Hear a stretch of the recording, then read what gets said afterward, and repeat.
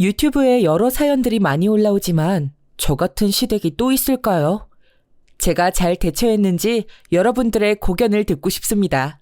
저는 20대 초에 지금의 남편을 만나 7년의 장기 연애를 끝으로 결혼에 골인했습니다. 장기 연애 커플에서 결혼까지 한 경우였죠. 주변 친구들도 부러워했었고요. 7년 동안 지금의 남편과 만나면서 어머님, 아버님과는 자주 식사를 할 정도로 친밀하게 지냈어요. 어머님께서 특히 딸처럼 예뻐해 주셨고 혹시라도 저와 남편이 싸우게 되면 아들, 혹시라도 우리 현정이한테 잘못하는 일 있으면 무조건 사과부터 해라. 나는 무조건 우리 현정이 편이니까 라고 말씀해 주실 정도였으니까요.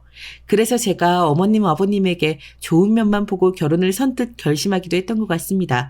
제가 평소에도 계획을 곧잘 세우고 실행에 잘 옮기는 편이라 결혼식부터 예물 예단에 신혼집 구하는 것까지 문제없이 착착 진행했었거든요. 그걸 보면서 어머님도 너무 좋아라 해주셨고요. 저희 친정엄마는 워낙 바쁘셔서 결혼식 준비는 잘 못 도와주셨었거든요. 제가 어렸을 때 아빠가 돌아가셔서 혼자 엄마가 저 키우시느라 참 바쁘게 사셨거든요. 그래서 뭐든 혼자 하는 것이 익숙했습니다. 야무지게 다 척척 잘 해내서 칭찬을 받는 것이 익숙한 것도 사실이었거든요. 이번에도 저는 친정엄마의 도움 없이 저희 힘으로 시작하고 싶어서 시댁에도 손 안 벌리고 신혼부부 대출을 이용해 가장 저렴한 근처 아파트를 신혼집으로 구했습니다. 시어머니께서 어쩌면 그렇게 알뜰하냐고 칭찬해 주셔서 더욱 보람이 있었고요. 어쩌면 우리 며느리는 이렇게 알아서 척척 다 잘하는지 우리 아들이 정말 장가를 잘 갔다니까. 우리 현정이는 이제 내 딸이나 다름없어. 알지? 뭐든 힘든 거 있으면 말하고. 아, 그리고 안사돈께서 많이 바쁘시다고 했지? 너무 마음에 담아두지 마. 우리는 괜찮으니까. 네, 어머님. 이해해 주셔서 너무 감사해요. 제가 더 잘할게요. 저희 엄마 업무 특성상 아무래도 시간을 내는 게 쉽지 않다 보니 제가 더 신경 쓰면 되니까요. 너무 걱정 마세요. 어머님께서 그렇게 말씀해 주시니까 정말 든든하네요. 그래, 여보야. 우리 엄마는 나보다 여보를 더 좋아하잖아. 그래서 우리 신혼집도 친정보다 시댁에 가깝게 구한 거고. 여러모로 우리 엄마가 도움 많이 주실 테니까 그냥 받아. 이럴 때 보면 내가 사위 같다니까. 여보가 우리 엄마 딸 같고. 그래, 으이구, 정서방이라고 불러줄까? 으이구, 저것도 아들이라고. 내가 이러고 살았다, 현정아. 피곤할 텐데 얼른 신혼집 가서 쉬어. 오늘 너무 고생했다. 네, 감사해요, 어머님. 덕분에 오늘 한결 수월했는걸요? 너무 감사합니다. 저 이제 들어가 볼게요. 남은 짐은 남편 보내서 가져갈게요. 이렇게 이삿날까지 살뜰하게 챙겨주셔서 저는 사실 친정엄마보다 시어머니에게 평소에 더 많이 의지하고 있었습니다. 그도 그럴 것이 저희 엄마는 다른 분들에게 노출되면 안 되는 직업이라 표면적으로는 경찰 정도로 알려져 있지만 그보다 더 높은 국정원 소속이시거든요. 이것도 익명사연으로 보낼 수 있어서 이야기를 할 수 있는 거지만요. 그래서 저는 제 남편은 물론이고 제 주변 사람들에게도 한 번도 엄마의 진짜 직업을 말하지 않았습니다. 엄마는 화이트 요원이어서 블랙 요원들 소위 얘기하는 간첩처럼 위험한 일에 직접 현장 요원으로 나가는 사람은 아니기에 가족에게까지 숨길 필요는 없었지만 그래도 늘 조심하는 것이 좋으니까요. 어린 저는 엄마를 경찰이라고만 말할 수 있어도 주변 친구들이 다 부러워하고 멋지다고 해줬기 때문에 계속 그렇게 살아왔던 것이죠. 국정원은 매우 높은 정보 수집 및 분석 능력을 가진 국가기관이잖아요. 저희 엄마는 컴퓨터 공학을 전공하신 실력자이시거든요. 제가 너무 궁금해서 어릴 적에 엄마한테 국정원은 무슨 일을 하는 곳이야? 라고 물었던 적이 있었는데 사연을 쓰다 보니 그때가 생각이 나네요. 엄마, 그런데 왜 엄마는 경찰 비스무리한 걸 한다고 하면서 왜 우리 가족 빼고는 아무도 엄마가 국정원 소속인 걸 알면 안 된다고 한 거야? 가족 외 타인에게 신분을 노출하면 안 되는 직업이야. 가족뿐만 아니라 국정원 내에서 옆에서 일하는 다른 요원에게도 엄마가 하는 일은 절대 비밀로 해야 되거든. 다른 국정원 요원들도 마찬가지고 말이야. 난 엄마가 하는 일을 먼저 알고 싶어. 다른 사람들한테는 다 경찰이라고 말하고 있는데 난 그것보다 더 엄마가 자세하게 하는 일이 궁금하단 말이야. 대신 아무한테도 그 얘기는 안 할게. 약속해, 엄마. 응? 응. 하여간 우리 현정이도 참 알아줘야 한다니까. 국내 및 해외 정보를 수집하고 분석하는 것도 할 수 있고 또 국가 기밀이나 산업 기밀 등의 해외 유출을 막고 마약, 위패 등의 불법 유입을 막을 수도 있지.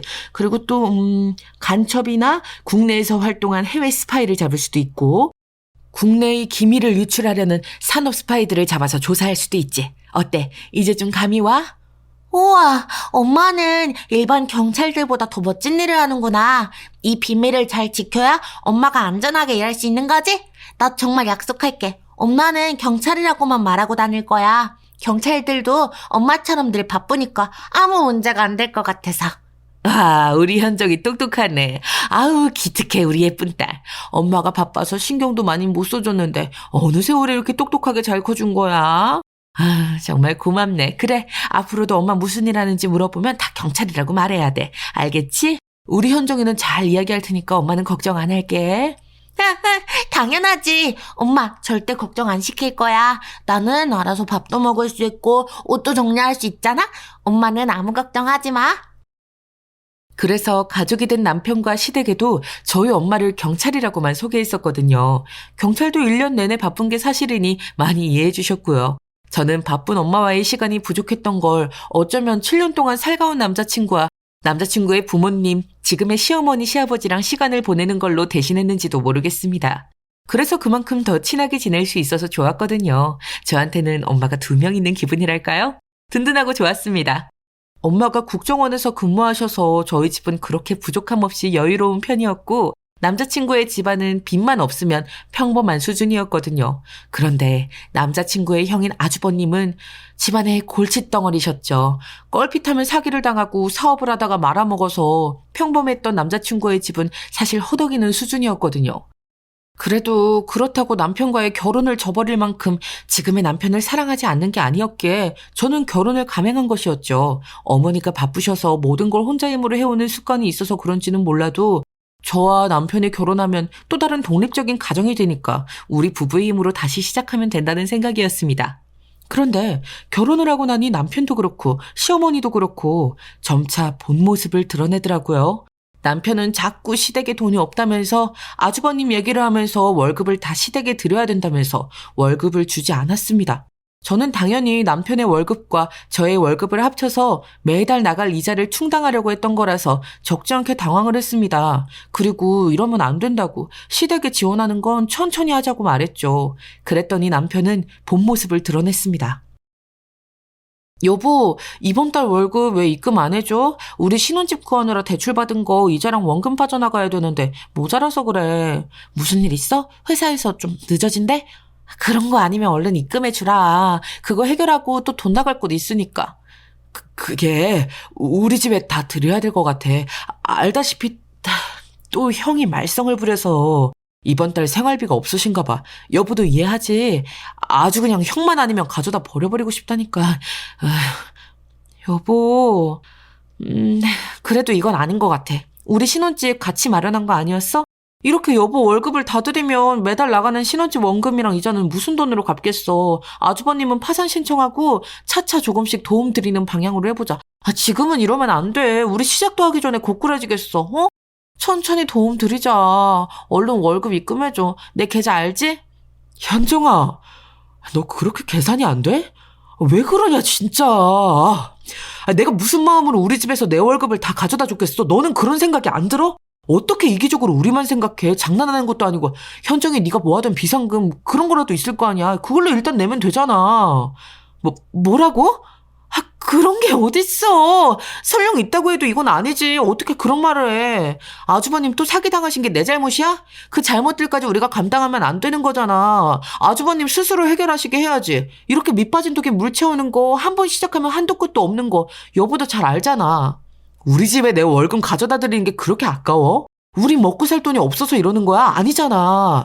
현정이 너 모아둔 돈 있는 거 다 알아. 그거 일단 쓰고 내가 다음 달에는 월급 절반만 드리는 걸로 할 테니까 그걸로 일단 해결해. 해결하라고. 어머님도 아셔?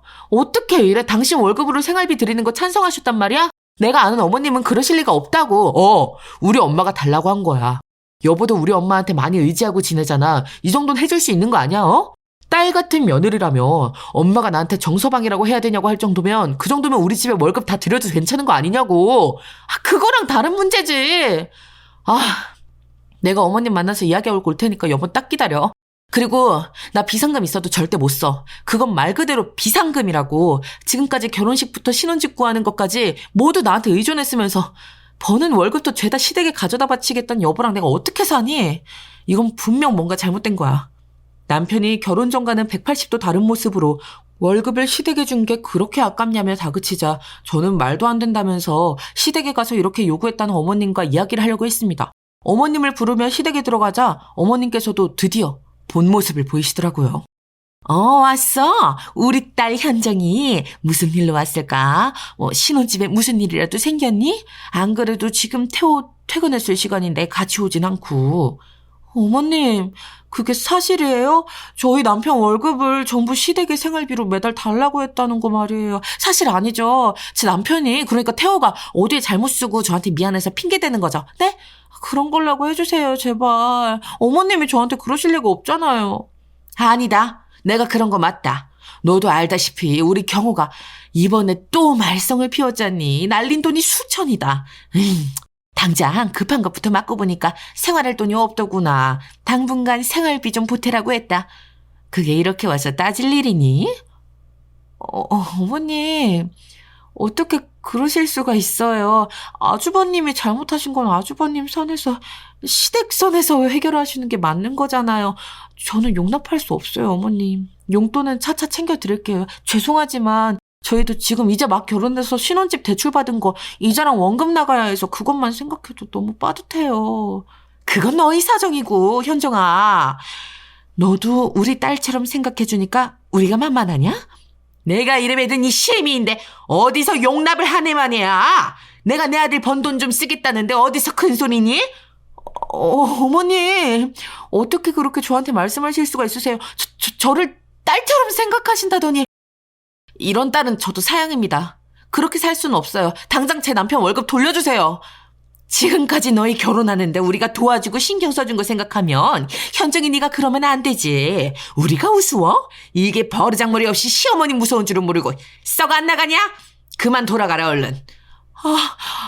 절대 돌려주실 생각이 없으시다는 거죠? 저 이렇게 가만히 있지 않을 거예요. 그럼 그동안 저한테 딸처럼 좋다고 하셨던 건 모두 다 거짓이셨던 건가요? 정말 실망이네요. 다음 달부터 절대 어머님 뜻대로 되진 않을 겁니다. 어머머머, 지금 말하는 것 좀 봐. 친정엄마가 경찰이면 다니? 제대로 해온 것도 없으면서 어디 마음대로 되나 봐라 참. 시댁에 가서 시어머니와 이렇게 한바탕 하고 나니 결혼 전까지 그 7년의 세월은 모두 저를 노예처럼 부리기 위한 수작에 불과하다는 걸 알겠더라고요. 이렇게 7년 동안 철저하게 본 모습을 숨기고 저를 농락한 남편과 시어머니가 너무 원망스러워서 정말 살이 부들부들 떨릴 지경에까지 이르더라고요. 다음날 월급은 시댁에 이체할 수 없도록 남편 통장에 신혼집 이자와 원금이 빠져나가도록 자동이체 설정을 오자마자 해두었습니다. 그리고 남편에게 다시 대화를 하자고 했죠.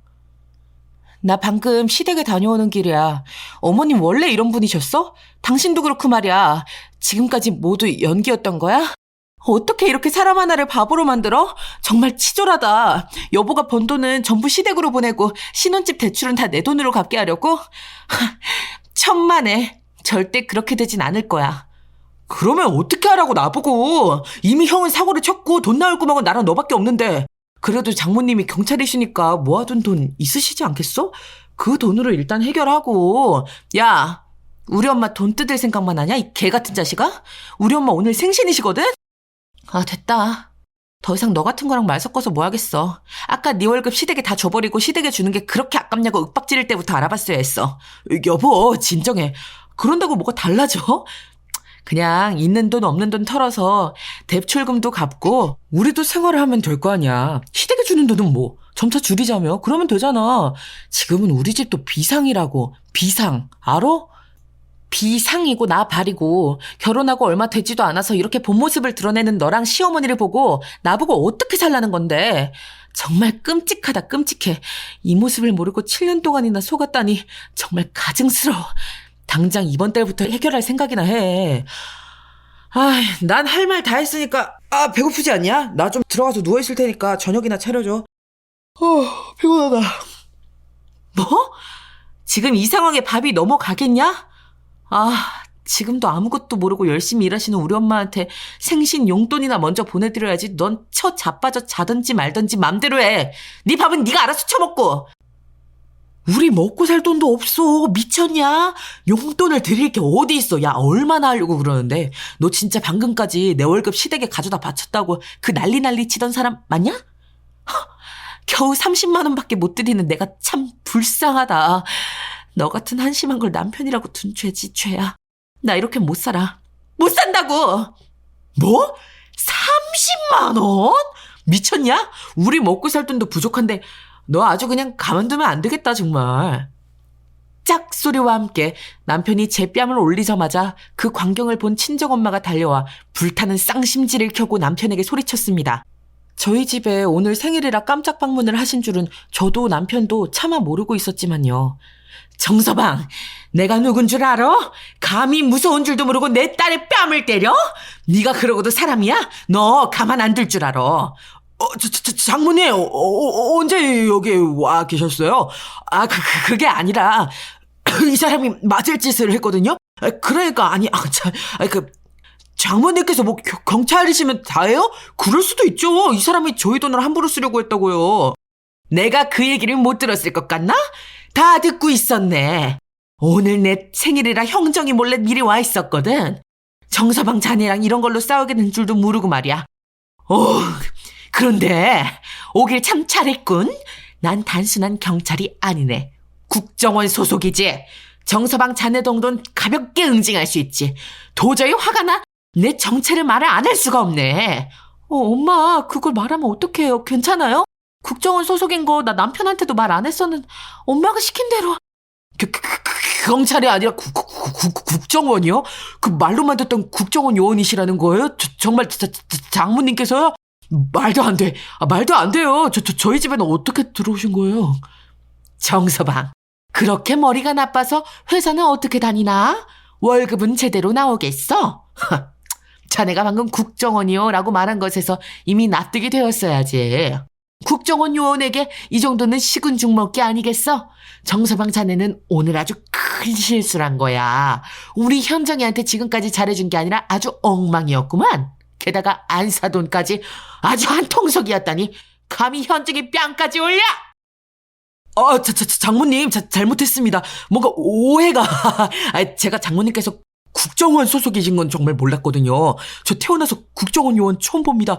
영광입니다. 장모님, 정말 잘못했습니다. 저 때리지만 말아주세요. 잘못했습니다.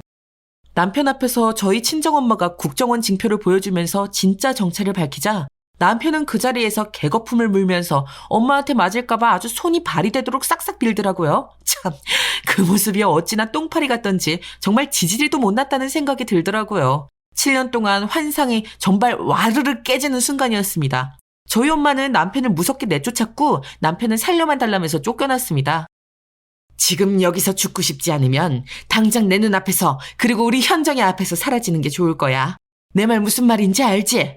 다시 눈에 띄면 그땐 정말 웃을 일 없는 거야. 얼른 꺼져버려. 네, 정말 잘못했습니다. 현정이한테 뺨 올린 것 너무 잘못했습니다. 용돈 시댁에 상의 없이 다 보내버린 것도요. 정말 죄송해요. 죄송합니다. 저 좀 살려주세요. 저 다시는 안 그러겠습니다. 여기서 나갈게요. 무사히 나가기만 해주세요. 겁만 많아가지고 참. 고추 떼고 가라, 정서방. 현정아, 넌 얼른 짐 싸라. 여기 이 신혼짐이 무슨 의미가 있어. 당장 팔아버리고 이 남자 같지도 않은 거랑은 얼른 이혼해버려라. 지금 당장요? 하긴 알겠어요. 그나저나 오늘 엄마 정말 생일이라서 서프라이즈로 놀러 오신 거예요? 와 계신지 정말 몰랐잖아요. 엄마한테 뺨 맞는 모습까지 보이고 정말 면목이 없네. 미안해요. 네가 뭐가 미안해. 넌 누가 뭐라 해도 자랑스럽고 똑똑한 내 딸 오현정이야. 너만은 평범하게 살길 원해서 너희 아빠랑 다르게 키운 건데 이럴 줄 알았으면 차라리 국정원에 들어오게 할 걸 그랬어. 그럼 우리 아빠도 국정원 소속이었던 거야? 그걸 왜 이제야 얘기해줘. 내가 어렸을 때여도 그렇지 우리 아빠는 사고로 돌아가신 거 아니었어? 엄마, 이게 무슨, 나 아빠는 정말 국정원 요원인지 몰랐잖아요. 너희 아빠는 나처럼 화이트 요원이 아니라 블랙 요원이었어. 현장에 직접 나가서 그 위험한 일들을 했었지. 그래서 가족에게도 정말 친한 친구에게도 진짜 자신의 정체를 숨길 수밖에 없는 외로운 사람이었고 나도 네 아빠가 죽고 장례식에서야 알게 된 거야. 그래서 난 현정이 너만큼은 국정원에서 벗어나 자유롭게 살게 해주고 싶었던 거고 그런데 7년 동안 만나온 놈이 고작 저렇게 못난 놈이면 차라리 우리 국정원에서 내가 점 찍어둔 우리 사무실에 그 요원을 소개해줬지. 난 그런 것도 모르고 우리 엄마 아빠가 모두 국정원 요원이었다니. 심지어 엄마도 아빠가 돌아가실 때까지 몰랐다니. 아, 국정원은 정말 그런 곳이구나. 그래도 난 알아서 오히려 좋은걸요. 아빠가 우리나라를 위해서 우리나라를 지키다가 간 국정원 요원이라는 게 난 너무 자랑스러워요, 엄마. 그렇게 생각해주면 고맙고. 난 어린 마음에 네가 놀랄까봐 차마 있는 사실 그대로 말해주질 못했어. 나조차도 국정원 소속이었으니까 국정원 소속이면 가족은 물론 주변 제일 친한 친구들한테도 정체나 하는 일에 대해서 말하지 못해서 참 외롭거든. 그게 임무의 일부니까 당연한 거기도 하지만. 난 엄마도 아빠도 너무 자랑스러워요. 국정원 사람 엄마가 만나보라고 하면 만나볼게요. 그리고 오늘 엄마 생일이잖아? 이런 꼴 보여서 너무 마음이 아프지만 그래도 우리 밖에 나가서 만난 거 먹고 들어오자고요. 짐은 그 다음에 싸도 되잖아요. 그래, 그럴까?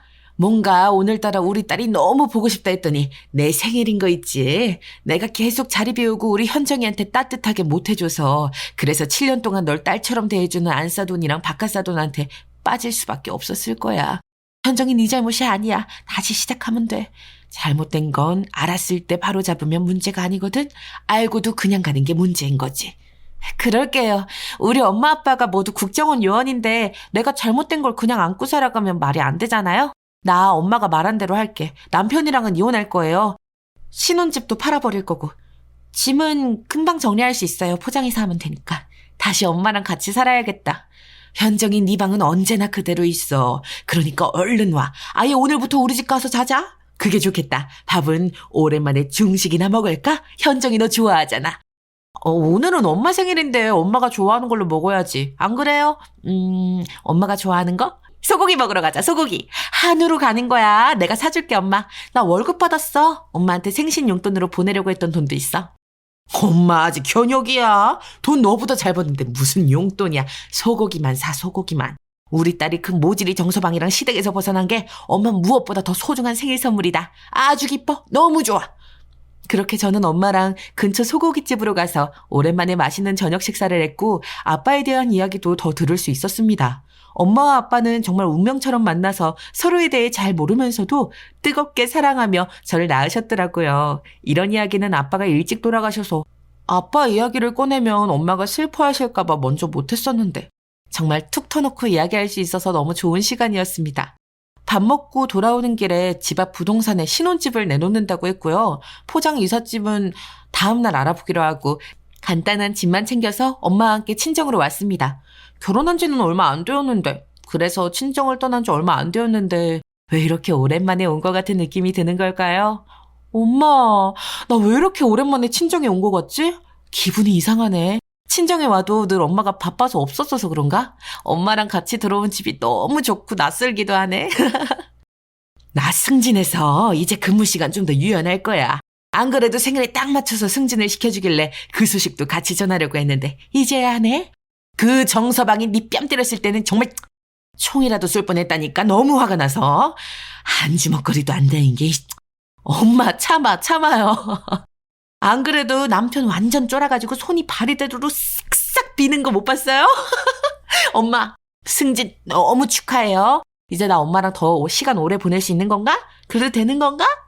그럼 당연하지. 그동안 내가 너무 우리 딸 현정이를 외롭게 했다. 그치? 엄마가 미안했어. 이제는 같이 놀아달라고 하지 말라고 할 때까지 우리 현정이랑 시간 많이 보낼 거니까 각오해. 내가 바라던 바네요. 당연히 좋지. 그 마음 변하면 안 돼, 엄마. 난 언제든 환영이니까. 아, 이렇게 엄마랑 같이 있으니까 정말 좋다. 나 정말 근데 사람 보는 눈이 이렇게 없을까? 남편도 그런 본 모습을 가지고 있는지 정말 상상도 못했어. 시어머니도 마찬가지고. 아, 엄마, 난 왜 이럴까? 엄마랑 아빠는 국정원 요원인데. 현정이 너 그럼 못난 소리 하면 진짜 혼난다. 그게 왜 네 잘못이야. 착한 일 이용하면 뭔가 그 사람들이 잘못한 거지. 당한 피해자 잘못이라고 하면 우리나라에 법이 왜 있고 범죄자들은 왜 감방에 쳐넣겠어. 현정이 네가 너무 순진하고 착해서 그래. 그리고 내가 너무 어린 너를 일찍 철들게 해서 그렇지. 굳이 따지자면 이건 내 잘못이 커.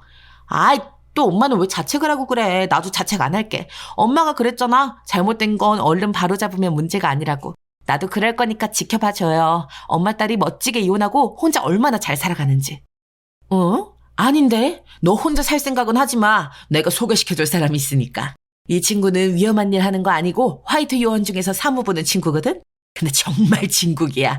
네가 7년 전부터 계속 모질이 정서방 만나고 다니지만 않았으면 진작에 소개해주고 싶었다고. 엄마 마음을 현정이 네가 알아? 어이구. 그러면 미리 좀 말해주지. 난 전혀 몰랐잖아. 뭐 하긴 내가 그때는 모질이 남편한테 빠져 있었고 어머님도 아버님도 딸처럼 잘 대해주셔서 아마 빠져나오기 힘들었을 테니까. 그리고 엄마도 엄청 바빴잖아. 이제라도 잘못된 거 해결하고 엄마가 소개해준다는 사람도 한번 만나보지 뭐. 어머, 정말? 너 약속했다. 당장 약속 잡아야지. 이번 주말 괜찮지? 이 친구는 일반 회사원처럼 평일 낮 시간에 일하고 주말에 쉬거든. 진짜 공무원처럼 말이야. 그래서 난 딱 우리 현정이한테 제격이라고 생각했거든. 국정원 출신이니까 듬직하고 똑똑하고 그런 건 기본이고 하니까. 으이구, 알겠네요, 알겠어. 엄마도 참 진짜 딸바보라니까. 주말에 시간 많으니까 약속 잡아줘도 돼요. 그 대신 주말 중 하루는 엄마랑 데이트할 거예요. 엄마도 시간 비우네요. 엄마랑 행복한 시간을 보내면서 신혼증을 정리하고 남은 짐은 포장이사로 싹 정리를 하고 났더니 시간이 금방 흘러서 주말이 되었더라고요. 그 사이 남편은 시댁에 가서 친정엄마가 사실은 국정원 요원이라는 사실을 말했는지 시댁이 아주 발칵 뒤집혔더라고요. 남편이 저한테 전화 되냐고 물어보고 전화를 할 정도였으니까요. 그건 물론 시어머니도 마찬가지였지만요. 우리 신혼집 부동산에 내놓았더라. 확인했어. 장모님한테 그날은 정말 죄송하다고 전해드려줘. 여보가 원하는 대로 다 할게. 난 정말 장모님께서 국정원 요원이실 거라고는 상상도 못했어. 진짜야. 맞아. 내가 내놓았어. 우리 이혼할 거거든. 이혼하자. 서류는 시댁으로 보냈어. 확인했지? 아주버님이든 시어머니든 다 이제 나랑 상관없는 사람들이야. 그동안 날 기만한 걸 생각하면 아주 그냥 엄마한테 말씀드려서 박살을 내고 싶은데 우리 집 안 그래도 아무것도 별 볼 일 없는 집인데 그렇게 다 응징해서 뭔 부귀영화를 누리려고. 내가 다 잘못했다잖아. 진짜야. 여보한테 손 찍어만 것도 우리 엄마가 여보한테 그렇게 말한 것도 다 미안해. 우리 엄마가 여보한테 사과하고 싶다는데. 사과? 어디 해보시라고 해봐. 그런다고 물론 내 마음이 달라지는 건 아니지만 우린 이혼할 거고 신혼집도 어차피 내 힘으로 대출받은 거니까 다 정리할 거고. 당신은 그냥 이혼 서류에 도장만 잘 찍어서 내면 돼. 알겠어? 현정아, 나다. 잠시 통화 괜찮니? 내가 너 태호랑 통화하는 거 옆에서 보면서 너한테 사과하고 싶다고 좀 했거든. 괜찮니? 내가 절대 고의로 그런 거는 아니고 그건 알아줬으면 좋겠다. 현정이 네가 워낙 야물딱지고 똑소리 나고 순수해서 우리 집에 시집 와서서 늘 고마운 마음이 있었고 또 그래서 대체 하실 말씀이 뭔데요? 용건만 간단히 해주실래요? 제가 좀 바빠서요. 워낙 야무지고 똑소리 나고 순수해서 딸처럼 생각한다는 거짓말 하신 거예요? 7년 동안 세뇌시키시면서요? 결혼하자마자 돌변하신 어머님 모습에 저는 정말 크게 배신감을 느꼈거든요. 그랬다면 정말 미안하다. 일부러 그런 건 아니고 난 정말 현정이 네가 우리 딸 같아서. 내가 딸이 없잖니. 네 남편 태호랑 매번 사고만 치는 경우 이렇게 아들만 둘이라 현정이 네가 참 내 딸이면 좋겠다고 많이 생각했어. 그건 진심이야. 나도 그렇고 우리 집 양반도 그렇고 다 널 딸처럼 생각해서 그런 거야. 그렇다고 월급을 다 빼앗아 가는 건 딸한테서도 해선 안 될 짓이죠. 그런 부모님은 모실 필요가 없고요. 더군다나 시어머니 시아버지는 더더욱 그렇고요. 제 말이 틀린 게 있나요? 그러면서 제가 저희 친정엄마한테 생신이라서 30만 원 용돈 보내겠다는 거에 뭐라고 했는지 아세요? 태호, 그게 우리 먹고 살 돈도 없냐고 미쳤냐고 하더라고요. 거기서 이미 끝난 거예요. 아시겠어요? 태호가 정말 생각이 짧았구나. 미안하다. 아들을 잘못 키워가지고 내가 따끔하게 혼을 낼게. 그러니까 우리 태호랑 혹시 잘해볼 생각은 정말 없는 거야? 내가 사부인께도 이렇게 싹싹 빌게. 경찰이신 줄로만 알았지 국정원 출신일 줄이야. 우리가 정말 크게 잘못한 것 같다. 경찰이시든 국정원 요원이시든 상관없이 그러면 안 되시는 거잖아요. 지금 저희 엄마가 국정원 요원이라서 크게 큰일이 날까봐 두려워서 그렇게 사과하시겠다고 하시는 거 모를 것 같으세요? 전혀 이혼 물을 생각 없습니다. 7년 동안 속은 걸 생각하면 가만히 있을 일이 아니지만 여기서 빨리 남편과 이혼할 수 있는 걸 다행으로 알고 여기까지만 하려고 합니다. 그래, 알았어. 우리가 다 미안하고 정말 잘못했다. 미안하고 또 미안해. 우리 집 알다시피 별 볼 일 없잖니? 더 크게 사고만 안 나게 해줘. 부탁할게. 그동안 정말 미안했어. 그건 걱정 마세요. 저희 엄마 능력 그런 하찮은 일에 낭비하실 분 아니니까요. 그럼 끊겠습니다. 이혼 서류나 잘 보내라고 전해주세요. 그럼 이만. 저희 엄마가 국정원 출신이라니까 태도를 싹 바꿔서 미안했다고 잘못했다고 하는 꼴이 정말 보기 싫었습니다. 어쩌면 이렇게 기회주의적인 태도로 살아갈 수가 있는 걸까요? 전 정말 같은 인간으로서 이해가 안 될 정도였다니까요. 여러분이 저였다면 어떤 생각이 드실 것 같나요? 사실 얼마든지 더 응징을 할 수도 있었지만 굳이 그럴 필요가 있을까 싶더라고요. 저는 이제 새 인생을 살게 해도 바쁜걸요? 엄마의 소개로 만난 사람은 정말 제가 꿈꿔오던 이상형이었거든요. 저희 엄마라서 그런지 제 취향을 아주 정확히 알고 계셨던 거죠. 시간이 빠르게 흘러 주말이 와서 만난 그 사람은 정말 다정하고 따뜻한 사람이더라고요. 만나서 반갑습니다. 저희 엄마 소개로 이렇게 뵙게 되니 영광이네요. 혹시 나오기 싫으신데 억지로 나오신 거 아니죠? 살짝 걱정이 되네요. 저희 엄마가 워낙... 아니요. 저도 계속 말씀 들으면서 따님이 궁금했었거든요. 그런데 이렇게 만나볼 수 있게 돼서 너무 행운이라고 생각하고 있었습니다. 반갑습니다. 저는 김명훈이라고 합니다. 화이트 요원이고 일반 회사원들과 비슷한 루틴으로 업무를 합니다. 먼저 드러내진 않지만 가족들과 정말 친한 친구들에게까지는 제가 국정원 소속이라고 밝혀도 되는 유일한 직무라고 할까요? 네, 말씀 많이 들었어요. 그러면 제 사정에 대해서도 알고는 계시겠네요. 제가 최근에 이혼을 해서 딱 몇 달 살았지만 짧은 기간이어도 돌싱은 돌싱이니까요. 괜찮으신가요? 아직 결혼을 안 해보신 싱글이신 것 같아서 여쭤봐요. 네, 알고 있습니다. 저는 그런데 그런 건 정말 상관없어요. 저랑 대화가 잘 통하고 잘 맞는 사람이라는 게 제일 중요하니까요. 현정 씨는 이성을 볼 때 어떤 걸 가장 중요하게 생각하시나요? 훅 들어온 그의 질문에 오랜만에 설렘을 느끼게 되더라고요. 제가 돌싱이어도 상관없다니 그 마인드가 참 좋고 고맙더라고요. 역시 엄마의 안목이란 믿어도 된다니까요? 이야기를 나누다 보니 어느새 카페에 앉은 자리에서 3시간이 순식간에 갈 만큼 정말 대화가 잘 통했습니다. 이런 사람을 만나는 건 처음이라 정말 신기했어요. 이런 게 바로 운명이 아닐까요? 인생의 동반자, 소울메이트, 뭐 그런 거 말이에요. 7년을 만나왔던 전 남편 태호는 점차 이야기하는 걸 지루해하고 장난만 치다가 말거나 화제를 전환하기 바빴거든요. 그래도 정 때문에 계속 만나왔었는데 시어머니랑 시아버지가 너무 따뜻하게 맞이해주셔서 전 남편의 그런 모습들을 억지로 눈 감고 넘어가려고 한 것도 있었고요. 그동안 제가 왜 그렇게 살았나 후회가 되면서도 지금 눈앞에 명훈 씨를 만나기 위해 그랬었나 하면서 계속 싱숭생숭하게 설렘을 반복하면서 지내게 되었습니다. 그리고 3번째 만남에서 명훈 씨의 고백으로 저희는 진지하게 사귀면서 알아가는 사이가 되었고요. 정말 꿈만 같습니다. 현정 씨, 뭘 좋아하실지 몰라서 다 준비해왔어요. 어떤 걸 제일 좋아해요? 물어볼까 하다가 그냥 한 번은 이렇게 준비해주고 싶었어요. 아니, 무슨 꽃다발을 3개씩이나. 저 장미도 좋아하고 수국도 좋아하고 이런 들꽃도 참 좋아해요. 각자 매력이 다 다르잖아요. 그런데 오늘 무슨 날이에요? 웬 꽃다발을 이렇게 잔뜩 가지고 왔어요?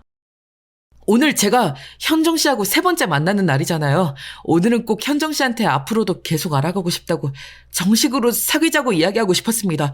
이런 제 마음 받아주실 건가요? 떨리네요. 네, 당연하죠. 정말 감사해요. 생각도 못했는데. 명훈 씨는 정말 로맨틱한 것 같아요. 섬세하고 다정하고 배려심도 깊고. 이렇게 좋은 분을 제가 만나도 되는 건지. 그런 말이 어디 있어요. 저는 현정 씨를 만날 수 있기를 기다리고 있던 사람인데요. 하도 어머님께서 평소에 이야기를 많이 하셔서 현정 씨에 대한 내적 친밀감이 크거든요. 그리고 너무 궁금해했죠. 듣던 대로 정말 미인이시더라고요. 실제로 뵙고는 정말 반했고요. 그런데 시간 가는 줄 모르고 3시간을 그 자리에서 대화하게 되면서 운명이라고 확신했어요. 명훈 씨, 정말 고마워요. 저는 제가 돌싱이라서 조금 그래 할까 봐. 아무래도 눈치 아닌 눈치를 보고 있었던 것 같아요. 명훈 씨가 분명히 괜찮다고 해줬는데도 그런 걱정이 살짝은 남아있었던 거죠. 이렇게 찐한 고백 처음 받아봐요. 전 너무 좋아요. 저도 명훈 씨랑 계속 만나고 싶었거든요. 그럼 저희 오늘부터 1일인 건가요? 세상을 다 얻은 기분이네요, 정말. 친구들한테 저 드디어 현정 씨랑 연애한다고 자랑해야겠어요. 계속 짝사랑만 한다고 놀리던 제 오랜 단짝 친구들이 있었거든요. 명훈 씨도 이럴 때 보면 은근히 귀엽네요. 아이 같아요. 좋아요, 좋아요. 저희 조금 더 만나고 친해지면 명훈 씨 친구들도 같이 보면 좋겠네요.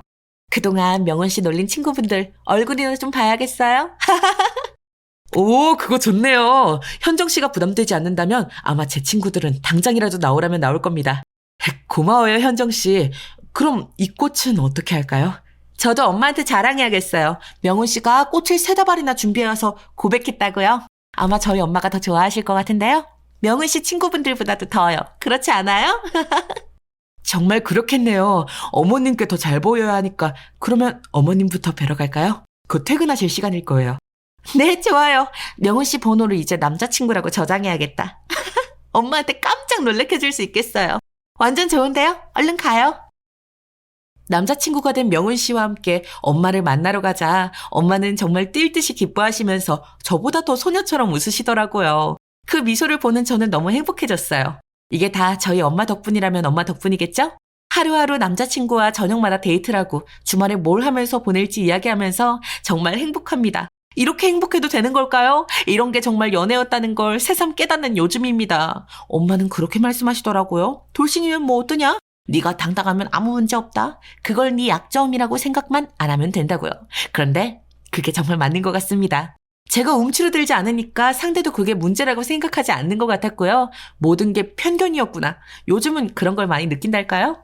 새로운 사랑을 시작하는 돌싱들에게 제 사연이 조금이라도 용기와 희망이 되길 바라면서 사연을 쓰게 된 것도 있습니다. 돌싱이라는 사실을 갇히지 말고 그 과거를 놓아두는 것이 정말 중요하더라고요. 새로운 사랑을 시작하기 전에는 과거의 상처나 실패를 놓아두는 것이 필요합니다. 이전의 사랑 경험으로 인해 신뢰 문제가 생길 수 있으나 새로운 사랑을 시작한다는 것은 새로운 기회를 의미하잖아요. 과거를 놓아두고 새로운 사랑을 즐기는 것에 집중해 보셨으면 좋겠습니다. 또한 새로운 사랑을 시작하기 전에는 자신을 사랑하고 받아들이는 것이 중요하더라고요. 자존감과 자신에 대한 긍정적인 태도를 가져야 해요. 저처럼 자신을 사랑하고 되돌아보는 시간을 가져보세요. 저도 몇 달이지만 어쨌든 돌싱이고 싱글이었던 명훈 씨를 만나는 게 부담이어서 첫 만남부터 솔직하게 까놓고 이야기한 것이거든요. 그래서 지금 이렇게 명훈 씨와 솔직하게 표현하면서 행복한 연애를 할 수 있지만요. 새로운 사랑을 시작할 때는 솔직한 커뮤니케이션이 매우 중요하더라고요. 이번 연애를 통해서 또 한 번 느꼈어요. 자신의 생각과 감정을 솔직하게 표현하고 상대방과의 소통을 잘 유지하면 안 풀릴 것도 풀리더라고요. 솔직한 대화를 통해 서로의 관심사와 가치관을 이해하고 존중할 수도 있으니까요. 특히 서로의 공간과 시간을 존중하는 것도 저는 큰 도움이 되었어요. 각자 업무하는 시간에는 업무에 몰두하고 또 쉬는 시간을 맞춰서 같이 시간을 보내는 게 참 좋더라고요. 취미나 관심사에 맞는 시간을 같이 계획하고 함께 시간을 가지는 것은 건강한 관계를 유지하는 데 도움이 되었죠. 마지막으로 믿음과 인내를 가지라고 말씀드리고 싶어요. 너무 조급하면 될 일도 안 되잖아요? 새로운 사랑은 시간과 노력이 필요합니다. 저도 명훈 씨한테 믿음을 가지고 솔직하게 표현하면서 마음을 나누기까지는 시간이 필요했습니다. 어려움이 있을 수도 있지만 서로를 위해 조급해하기보다는 한 발 물러나서 이해해주고 배려해주면 여러분 저처럼 또한 새로운 사랑과 오래 행복하실 수 있을 거라고 생각합니다. 새로운 사랑을 시작하는 여러분들이시라면 서로에게 행복과 만족을 가져다 줄 수 있는 사랑을 찾아가실 수 있기를 진심으로 바라겠습니다. 저희 사연 들어주셔서 너무 감사드려요. 새로운 사랑을 즐기며 행복한 인연을 만들어 나가시길 기원합니다. 안녕하세요. 저는 올해 42살 된 가정주부입니다. 날도 더워지고 하니까 예전에 제가 겪었던 일이 자꾸 생각나서 한번 털어보려고 사연을 써보려고 합니다. 사실 저보다는 저희 아버지가 겪으셨던 일이긴 한데요. 저희 친정아버지는 올해 72이셔요. 아버지가 30 되셨을 때 엄마가 저를 낳으셨던 거죠. 제 위로 오빠가 하나 있고요. 오빠하고 저하고는 나이 터울이 4살 차가 나서 오빠는 지금 46이고요. 저는 비록 평범한 가정주부이지만 오빠는 무척 똑똑해서 어려서부터 공부를 잘했거든요. 아버지 기대를 저버리지 않고 의대에 가서 의사로 일한 지도 이제 오래되었답니다.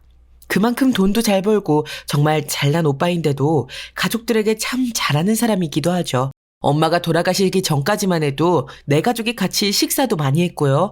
당시에도 각자 배우자가 있었지만 딱 저희 가족만 모여서 따로 밥을 먹기도 했거든요. 그만큼 서로 살갑고 사이가 좋은 편이었죠. 엄마가 돌아가시고 나서는 이제 그렇게는 하지 않고 배우자들까지 모두 모여서 아버지 모시고서 식사를 하는 일이 대다수지만 말이에요. 엄마가 돌아가신 것은 거의 15년쯤 된 일이에요. 제가 20대 후반이던 시절이었죠. 엄마는 원래도 몸이 안 좋고 심장도 안 좋은 편이셨는데 꽤 오래전부터 우울증까지 심하게 오더니 정신과 약에 심장약에 이것저것 다 드시다가 심장마비로 돌아가셨죠. 너무 갑작스러운 일이었기 때문에 아버지와 저 오빠까지 모두 다 무척 힘들었어요. 특히 저는 그때 결혼한 지 얼마 되지 않은 시기였기 때문에 더욱이나 정신적인 기둥이었던 엄마가 돌아가셔서 너무 힘겨웠었죠. 친정엄마라는 존재의 중요함, 결혼해보신 주부분들이라면 모두 다 아실 테죠. 한순간에 친정엄마가 사라졌으니 결혼한 지 얼마 안 되는 어린 아기 엄마가 얼마나 힘들었겠어요. 게다가 저희 집은 가족끼리 사이도 너무 좋아서 아버지와 오빠도 무척 타격이 컸어요. 당연히 가족이 죽으면 타격이 큰 게 맞지만 저희는 그 후유증이 아주 컸거든요. 엄마가 돌아가실 때 원래는 그렇게까지 우울하실 이유도 없었고 그렇게까지 빠르게 쇠약해지실 일도 없었어서 더 충격을 받기도 했죠. 특히 아빠는 57세셨던가 그랬는데 아직 환갑도 맞이하기 전에 아내를 앞세우셨으니 얼마나 힘드셨겠어요. 하지만 아버지도 오빠도 강한 사람들이었기 때문에 그래도 어찌저찌 잘 극복은 했어요. 제가 너무 오래 슬퍼하니까 아버지가 저만 데리고 여행을 가기도 하셨고 남편한테 일부러 말해서 저를 더 잘 돌보라고도 하셨고요. 오빠도 마찬가지로 괜히 갑작스러운 선물을 사주기도 하고 저를 데리고 맛있는 레스토랑을 일부러 가기도 했어요. 엄마는 그렇게 떠나셨지만 그래도 가족들한테 제가 사랑받고 있다는 생각 때문에 저도 차츰 안정을 되찾았답니다. 엄마는 돌아가시기 한참 전 몸이 너무 약하셔서 간혹 시골에 가서 쉬고 오고는 하셨어요. 저희는 친정아버지가 물려받은 집을 별장으로 쓰고 있었는데요. 저희 친가가 상당히 잘 살고 지방 유지셨기 때문에 집은 물론이고 그 지역 근방에 땅도 꽤 많았거든요.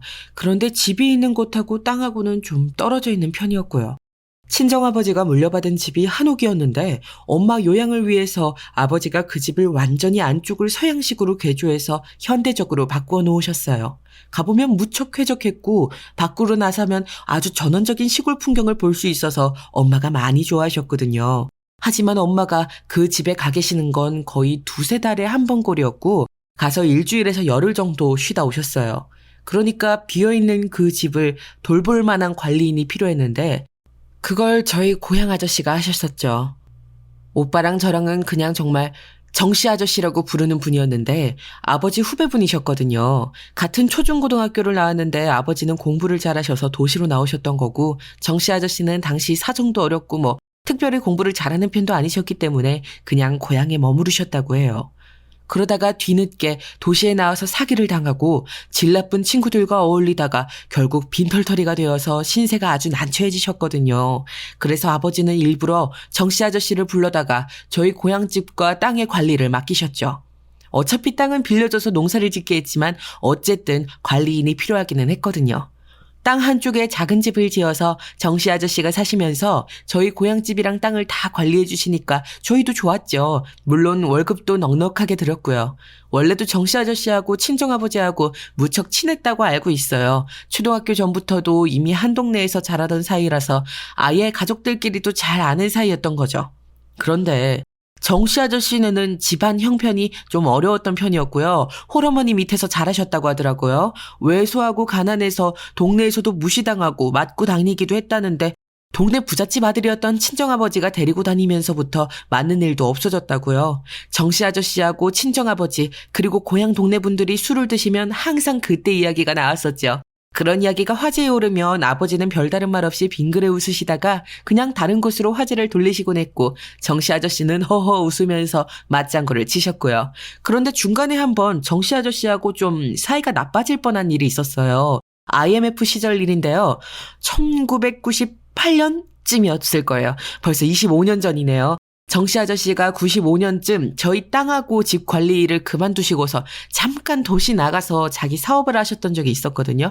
20살 무렵에 도시에 나왔다가 빈털터리가 되었지만 다시 나가셨던 거였어요. 아무래도 고향에서 머물면 계속 그냥 저희 집에 신세만 지게 되는 것 같다고 생각하셨던 것 같아요. 실제로 그렇기도 했고요. 그래서 어떻게든 자기 힘으로 살아보겠다고 하고서 도시로 나갔는데 처음에는 잘 되는 것 같다가 결국 당시 IMF가 터져버렸죠. 사실 난다긴다하게 잘 나가던 사업가들도 국제금융위기 당시에는 다 같이 주저앉았는데 사업한 지 얼마 되지도 않은 아저씨가 어떻게 버티셨겠어요? 말도 안 되는 일이었죠. 그때 무슨 옷가게를 한다고 하셨던가 그랬는데 결국은 다 들어먹고 빚만 잔뜩 지셨거든요. 어떻게든 자기 힘으로 잘 살아보겠다고 도시로 나갔는데 다 실패하고서 다시 주저앉은 거죠. 게다가 빚만 엄청나게 남았는데 자기 힘으로는 도저히 갚을 수가 없었고 재취직은 불가능하니 어쩔 도리가 없었어요. 사실 나이 많고 경력도 아무것도 없고 고등학교까지밖에 안 나온 사람을 누가 취직시켜주겠어요. 심지어 당시에는 나라 경제가 완전히 휘청일 때였는데 말이에요. 그래서 결국 정씨 아저씨는 고향으로 돌아와서 친정아버지한테 구해달라고 요청할 수밖에 없었어요. 뭐 거기까지는 이해해요. 그런데 돈을 빌려달라고 한 그 금액이 한두 푼도 아니었고 억대라는 게 정말 지금 생각해도 이해하기 힘든 일이었죠. 그걸 덥석 빌려준 친정아버지도 어이가 없고요. 그때는 제가 어려서 거기까지는 생각하지 못했는데 친정아버지 사업도 당시 상당히 어려웠는데 그 돈을 그냥 빌려주신 거였어요.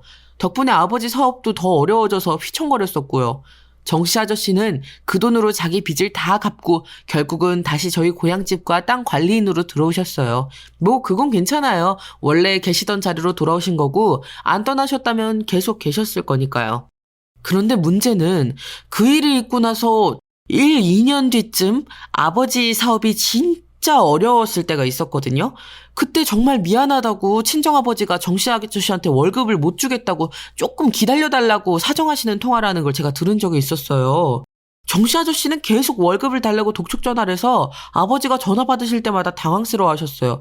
솔직히 그때 어찌나 화가 나던지요. 아버지, 정씨 아저씨한테 그냥 그때 빌려간 돈이나 갚으라고 하세요. 그게 무슨 소리니? 어려운 사람 도와준 것이고 지금도 걔가 무슨 돈이 있다고. 아니 그래도 그렇죠. 정씨 아저씨한테 아버지가 지난번에 억대로 돈 빌려주셨잖아요. 그 돈이 있으면 그래도 저희가 이렇게 어렵진 않았어요. 솔직히 아버지도 성인군자는 아니시라서 사업이 한층 더 어려워지자 정씨 아저씨한테 전화해서 혹시 돈 좀 갚아줄 수 없냐고 하신 적도 있었어요. 그런데 그럴 때마다 정씨 아저씨는 월급을 달라고 형님 지금 돈 빌려준 거 유세하시는 거냐고 자기는 먹고 죽을 돈도 없다면서 우셨다고 하시더라고요. 솔직히 돈 빌려간 사람이 벌벌 기어야 하는 거 아닌가요? 아니 치사하게 길 필요까지도 없어요. 그냥 미안하다. 돈이 정말로 없다 하면서 솔직하게 낮은 자세로 말하면 그렇게까지 화가 나진 않았을 거예요. 정씨 아저씨는 자기가 필요할 때는 미안하다. 사정 좀 봐달라 하시면서 정작 저희가 어려울 때는 그런 식으로 나오셔서 제가 쭉 좋아하지 않았거든요. 게다가 아버지 사업은 계속 어려워서 엄마 돌아가신 이후까지도 휘청거렸어요. 그때 일이 계기가 되어서인지 아버지도 나중에 사업이 안정화되고 나서 정씨 아저씨한테 돈을 돌려달라고 하셨던 것으로 알아요. 처음에는 그리 자주 말씀 안 하시다가 세월이 흐를수록 자주 말씀하셨죠. 제가 있는 곳에서도 농담처럼 야 이제 빌려간 돈은 줘라 정씨야 라고 하실 정도였으니까 아마 두 분만 계실 때는 더 자주 말씀하셨을 거예요. 나쁜 기억만 있는 것처럼 말씀드렸지만 사실 정씨 아저씨하고 좋은 기억도 많아요. 아저씨는 특히 저하고 저희 오빠한테 되게 잘해주셨거든요. 아저씨는 결혼했다가 실패하고 이혼하셨는데 그 이후로도 쭉 혼자 사셨어요. 그 때문에 아내와 아들, 딸이 모두 있는 아버지를 무척 부러워하셨고 저희를 보면 꼭 자기 자식 같다면서 예뻐하셨죠. 그리고 저희 엄마 돌아가셨을 때도 정말 물심양면으로 저희 가족을 지원해 주시기도 했고요. 엄마가 고향집에 돌아가서 쉬실 때도 부족함 없이 지내시도록 집도 잘 돌봐주시고 이것저것 필요한 것도 다 사다 주시고 했어요. 어떻게 보면 절반쯤은 거의 가족 같은 분인데 그놈의 돈 때문에 사이가 좀 애매해져 버린 거였죠.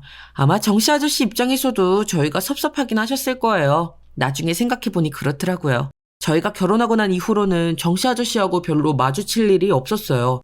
여전히 고향집이랑 땅은 관리 중이시라서 아버지하고는 가끔 통화하셨지만 저희랑은 특별히 마주칠 일이 없었던 거죠. 오빠는 엄마가 돌아가신 뒤에 고향집에 가기 싫다면서 아예 내려가질 않았고 저 역시 마찬가지였어요. 엄마가 정기적으로 내려가서 쉬셨던 곳이라 엄마 흔적이 너무 짙게 남아있는 곳이었거든요. 그런데 뭐 좋은 게 좋은 거라고 그냥 정씨 아저씨하고 저희는 그냥저냥 지냈어요. 아버지하고는 뭔가 트러블이 있었던 것 같지만 아버지도 정확하게는 말씀하지 않으셨고요. 그러니까 저희 남매하고 아저씨는 정말 부딪힐 만한 문제가 없었다는 거죠. 그렇게 대략 엄마 돌아가시고 나서 10여 년이 지났을 때였어요. 충격은 컸지만 그래도 가족들은 모두들 자기 자리를 찾아서 안정했고 오빠도 저도 각자의 가정에 충실한 동시에 아버지를 잘 모시려고 노력하기도 했죠. 하지만 아무래도 각자 가정이 있기 때문에 아버지를 자주 찾아뵙거나 엄마 계실 때처럼 섬세하게 돌봐드리지는 못했어요. 아버지는 원래 요리를 전혀 못하셨지만 저희를 걱정시키지 않으려고 엄마 돌아가시고 나서 새로 요리를 배워서 잘 해먹는다고 염려 말라고도 하셨죠. 저희한테는 그냥 행복하게 사는 게 아버지를 도와주는 거라면서 따로 신경 쓰지 말라고요. 저희한테 아버지는 강한 분이었기 때문에 당연히 아버지는 스스로 잘 돌보실 거라 믿기도 했어요. 그런데 그렇게 저희가 아무 생각이 없었을 때 사고가 일어났죠. 아버지가 교통사고를 당해서 쓰러지신 거였어요. 처음에 그 소식을 들었을 때는 너무 놀라서 손이 벌벌 떨렸어요. 남편이 진정하라면서 제 손을 잡고서 한참이나 안아줬는데도 놀람이 가시질 않더라고요. 물론 교통사고라는 게 언제든 누구에게든 일어날 수 있는 일이라는 걸 잘 알고 있었어요. 저희 애도 어릴 적에 작은 교통사고를 당해서 응급실에 간 적도 있었고 친구도 교통사고를 당한 적이 있어서 아예 없었던 일은 아니었죠. 하지만 아버지는 정말 제 평생 동안 너무 강한 분이었거든요. 사업이 어려울 때도 저희한테는 아무런 티도 내지 않으셨고 혼자서 술 한 병 드시는 모습만 봤던 그런 분이었어요. 그런데 그런 아버지가 사고를 당해서 쓰러지셨다니 너무 놀랐던 거죠. 제 마음속에서 아버지는 언제가 되어도 항상 강인하게 버티고 서서 제 버팀목이 되어주실 분이라고 생각하고 있었거든요. 전화를 준 건 오빠였는데 오빠가 제가 너무 놀랄까봐 남편한테 먼저 연락을 했더라고요. 오빠는 이미 응급실에서 아버지 처치는 끝났고 입원실이 없어서 자기네 병원으로 옮겼다고 했어요. 오빠가 이미 상당히 경력 있는 의사로 종합병원에 근무하고 있었기 때문에 다행히 빈 곳이 있어서 얼른 옮겼던 거였죠. 연락을 받은 후 저하고 남편은 급하게 병원으로 갔어요. 오빠가 아버지 곁에서 기다리고 있다가 저희를 맞이해 주더라고요. 얼마나 그 순간 오빠가 믿음직하고 마음이 놓이던지요. 너무 걱정하지 마라. 물론 다치셨지만 그래도 다른 건 괜찮아. 그런데 왜 못 일어나시는 거야?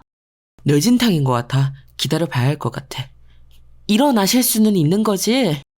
제 물음에 오빠는 잠시 말이 없었어요. 오빠는 믿음직하고 단단한 사람이었지만 없는 말을 하는 사람은 아니었거든요. 무작정 당연히 아버지가 일어나실 거라고 말을 해줄 수는 없었던 거였죠. 오빠가 대답하지 못하는 것을 보고 저와 남편 역시 침울해졌어요. 울고 싶었지만 아버지가 누워 계신데 자식인 제가 우는 게 절대 좋지가 않을 것 같아서 그냥 꾹 참았죠. 아버지 눈 못 뜨고 계시는데 제가 울면 마치 아버지가 잘못된 것 같잖아요. 제가 참는 것을 보고 오빠가 기특하다는 듯이 제 어깨를 다독여 주셨죠. 일단 아버지 사업 쪽하고 집안일 쪽으로는 내가 다 연락 돌려놓고 처리를 해놓으마. 오빠 혹시 도와야 될 거 있으면 불러줘. 우리 같이 열심히 도울게. 언제든지 불러주세요, 형님. 남편은 대기업을 다니다가 지금 사업을 하고 있어서 나름대로 능력 있는 사업가였어요. 의사인 오빠가 아버지 사업을 돌보다가 힘든 게 있으면 얼마든지 도울 능력이 있는 사람이었죠. 오빠는 조금 피로한 듯한 얼굴로 웃으면서 고개를 끄덕이셨어요. 저한테 간호할 필요 없다고 꼭 붙어있지 않아도 된다면서 오빠가 아예 알아서 간병인을 붙이겠다고 했죠. 그래도 저는 아버지가 아무래도 걱정이 될 수밖에 없잖아요. 그래서 결국 거의 하루나 이틀에 한 번씩 아버지 병실에 가서 잠깐이라도 아버지 손을 잡고 있다가 오고는 했었죠. 오랜만에 아버지 손을 오랫동안 잡고 있으니 참 많이 연세가 드셨더라고요. 손도 제 기억보다 작아지셨고 피부에 주름도 많아지셨고요. 아버지가 이렇게 연세 드시고 지친 얼굴이 되실 때까지 난 대체 뭘 했나 싶어서 눈물도 많이 나왔어요. 아버지가 지금 머리 쪽이 잘못되어 못 일어나고 계시지만 사진은 다친 곳 없이 괜찮으시니까 이제 일어나시면 어디든지 모시고 다니면서 살갑게 굴어야겠다 다짐도 했어요. 오빠는 아버지가 일어나실 수 있을지 없을지에 대한 확답도 주지 않았지만요. 그런데 아버지가 누우신 지 불과 나흘이 지났을 때 정씨 아저씨가 찾아오셨어요. 아저씨는 황급히 오신 듯 얼굴이 상기되어 있었죠. 남편도 일하러 갔고 오빠도 근무 시간이라 없는데 저 혼자 병실에 아버지를 찾아갔거든요. 그런데 거기 갑자기 정씨 아저씨가 면회를 요청하셔서 저는 너무 놀랐어요. 어머, 아저씨가 오실 줄은 몰랐어요. 너 있었니? 아이고. 정씨 아저씨는 멈칫하다가 가까이 다가와서 한숨을 푹 쉬었어요. 아저씨는 누워 계시는 아버지를 내려보다가 들고 온 음료수 박스를 옆에 놓으셨죠. 너희 오빠한테 소식 들었다. 최대한 빨리 올라왔어. 소식 듣자마자. 이런 일이 생길 줄은. 그러게 말이에요. 그런데 오빠가 그냥 별일 없이 일어나실 수도 있대요. 그러냐? 정씨 아저씨는 묘한 표정으로 저를 훑어보았어요. 저는 어려서부터 마음이 좀 약하고 소심한 편이었거든요. 걱정이나 근심도 되게 많은 편이었고요. 아저씨는 뭔가 기묘한 웃음을 짓더니 고개를 저었어요. 너희 오빠가 너한테 좀 다르게 말한 모양이구나. 나한텐 이제 일어나실 가망이 없다고 말하던데 말이다. 아무래도 너 걱정할까봐 좀 줄여서 말한 모양이지. 넌 어려서부터 걱정이 많은 아이였으니 오래비로써 널 배려한 것 같구나. 정씨 아저씨의 말에 저는 무척 놀랐어요. 오빠가 분명히 저한텐 어찌 될지 모른다면서 희망을 가지자고 했는데 정씨 아저씨한텐 희망이 없다고 말했다뇨. 저는 놀라서 심장이 콩닥거렸는데 오빠한테 아무래도 이야기를 들어야겠더라고요. 아저씨 잠깐만. 저 잠시만 그 오빠 좀 불러올게요. 이야기 좀 들어야겠어요. 그래, 그러렴. 형님 곁엔 내가 있을 테니까. 아저씨가 그렇게 말씀하셔서 저는 급하게 병원 내에 있을 오빠를 찾으러 갔죠. 오빠한테 전화를 했더니 받지 않아서 아무래도 지금은 못 나오나 싶었지만 제 부재중 통화를 본 오빠가 다시 저한테 전화를 해서 내려왔죠. 저는 오빠한테 항의하듯이 물었어요. 오빠, 방금 정씨 아저씨 오셨어. 오셔서 이상한 말씀 하시던데 아버지 못 일어나신다는 게 정말이야? 아저씨 오셨어? 빨리 오셨네. 오빠는 제 말에 대답하지 않은 채로 잠깐 뭔가 생각하는 듯한 눈치였어요. 오빠가 제대로 대답하지 않으니까 저는 너무 답답해져서 채근했지만 별로 대답해줄 생각이 없는 것 같았죠. 그럼 정말이구나. 정씨 아저씨가 말한 대로 아버지 못 일어나시는 거구나. 오빠가 답해주질 않자 저는 그렇게밖에 생각할 수 없었어요. 순간 눈앞이 아찔해지더라고요. 엄마를 잃었던 것도 너무 큰 충격이었는데 인생의 큰 버팀목이던 아버지까지도 이렇게 잃는구나 싶어서 앞이 깜깜했어요. 오빠는 제 어깨를 잡고서 작게 한숨을 쉬셨죠. 일단 가서 아버지 병실에 가자. 아저씨 얼굴도 좀 보고 확인할 것도 있고. 확인이라니? 뭘 확인한다는 거지 싶었지만 오빠는 의사였으니 뭔가 제가 모르는 걸 많이 알고 있었을 거라 생각이 되었어요. 저는 거의 넋이 나간 채로 오빠한테 팔을 잡힌 채 아버지 병실로 갔죠. 그런데 아버지 병실 문 앞에서 아주 조금 문을 연 오빠가 순간 뒤를 돌면서 저한테 작게 속삭였어요. 쉿, 잠깐 조용히 해봐. 응? 하고 무슨 말인가 싶었죠. 오빠는 조금 연 문 틈새로 눈만 가져다 대고 아무 말도 하지 않았어요. 숨소리도 크게 내지 않는 오빠의 모습에 저 역시도 아무런 소리를 내지 않으려 조심하면서 슬쩍 문틈을 살펴보았죠. 저는 순간 놀라서 입을 막았어요. 반면 오빠는 흔들림 없이 계속 병실 안을 보고 있었죠. 병실 안에는 정씨 아저씨가 아버지의 침대 곁에 서 있었는데 끊임없이 뭔가 중얼거리고 있었어요. 저희한테까지 간신히 들릴 정도의 목소리였죠. 형님이 그렇게 못되게 굴지 말았어야지. 그러니까 이렇게 벌을 받은 거지. 정말 인생은 자업자득이라니까. 형님이 나한테 그렇게나 박하게 굴었으니 이런 꼴로 누워있는 거 아니야? 아저씨는 낄낄거리면서 웃기까지 했어요. 움직이지도 못한 아버지 곁에서 대체 저게 무슨 소리인가 싶어 저는 속이 울컥했죠. 하지만 오빠가 조금도 움직이지 않아서 저도 일단 가만히 있었어요. 당신 같은 사람은 이렇게 죽어도 싸. 이거 노잣돈으로 가져다 가시오. 그러더니 돈 10,000원을 꺼내서 아버지 얼굴에 던졌어요. 아버지 얼굴에 맞은 10,000원짜리는 툭 바닥으로 굴러 떨어졌고 저는 대체 제가 보고 있는 장면을 믿을 수가 없었죠. 나한테 월급도 안 주면서 돈값이란 소리가 나와? 그딴 식으로 사니까 당신 마누라도 죽고 당신도 이런 식으로 죽는 거야. 아, 당신 마누라도 사실 따지고 보면 나한테 빚쟁이 짓 하다가 죽은 거지. 안 그래? 당신은 몰랐겠지만 당신 죽은 마누라가 돈 욕심이 많았더라고 생각보다. 게다가 멍청하기까지 하고. 저는 너무 놀라서 손을 벌벌 떨었어요. 정씨 아저씨한테도 아내와 자식이 있었죠. 아내는 오래전에 돌아가셨고 하나 있는 자식은 지금 도시에서 대학을 다니고 있는데 유일한 자랑거리였어요. 그렇게 처자식에 있으셨던 양반이 저희 돌아가신 엄마한테 저런 식으로 말을 하다니. 정씨 아저씨는 혼잣말을 하다가 점점 더 흥분하면서 입에 침을 튀기면서 일장연설을 늘어놓았어요. 아버지는 어차피 의식이 없으셔서 아예 듣지도 못하실 텐데도 혼자 장광설을 늘어놓았죠. 사실 원래 정씨 아저씨는 다혈질에 흥분도 잘하는 성격이었어요. 지금도 목소리를 크게 하면서 저희가 왔다는 사실을 전혀 눈치채지 못하고 있었죠. 오빠는 잠시 문을 닫고 뒤로 물러났어요. 이제 아저씨 목소리가 커져서 문을 닫아도 약간 소리가 들릴 정도였죠. 오빠, 이게 무슨 일이야? 아저씨 왜 저러셔? 아버지하고 사이가 저렇게까지 안 좋았던 거야? 게다가 엄마한테까지 왜? 글쎄, 예상했던 대로라서 너무 놀라지 마라. 괜찮으니까 안심하고 있어. 오빠는 저를 토닥여 주셨어요. 오빠가 그렇게 듬직하게 나오니까 잠시 당황했던 저도 안심할 수 있었는데요. 곧 오빠는 문을 노크했어요. 순간 안에서 들려오던 목소리가 뚝 끊기더군요. 아저씨 오셨어요? 문을 열고 들어가면서 오빠가 정씨 아저씨를 보고 인사했죠. 마치 지금 처음 보는 듯 아주 자연스러운 인사였어요.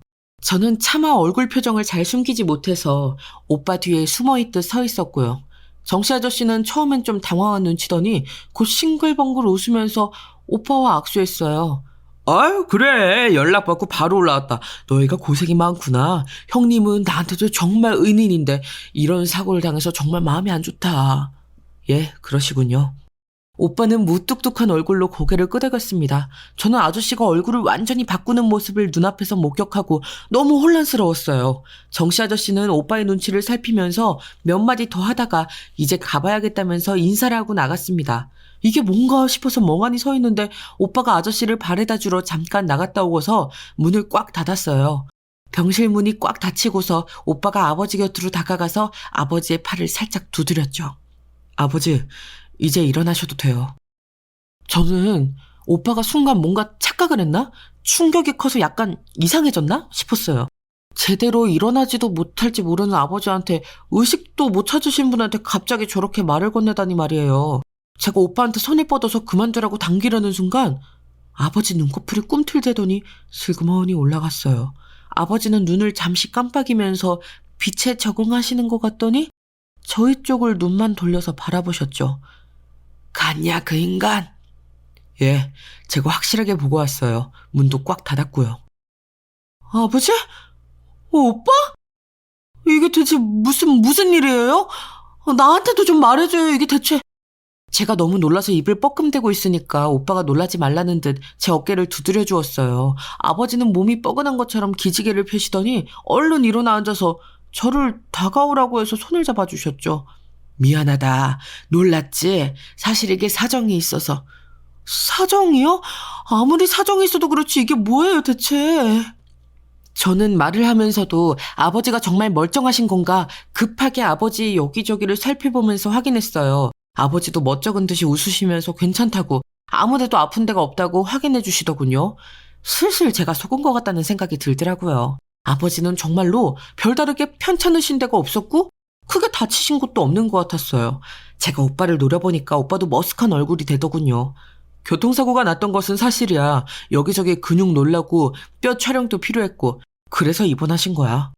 그런데 왜 나한텐 그렇게 말했어? 괜히 걱정하고 놀라고 있었잖아. 별건 아니야. 그냥 그 녀석 정씨 때문에 그랬다.